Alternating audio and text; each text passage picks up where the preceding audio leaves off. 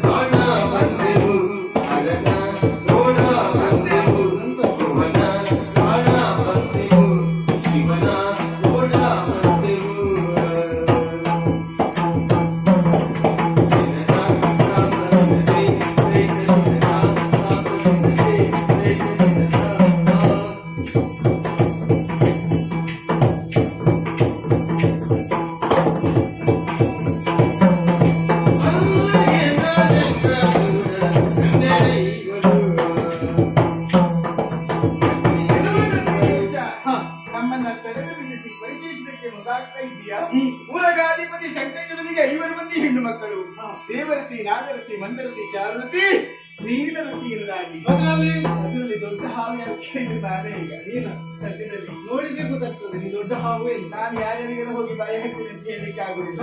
ಅವ್ರು ಏನಾದ್ರು ಮಾಡಿದ್ರು ಒಂದೇ ಸಲ ಬಾಯಿ ಹಾಕಿ ಬಿಡು. ಇಂತ ನಾವಿಸಿ ಬರೋದಕ್ಕೆ ಉದ್ದೇಶ ಉಂಟು.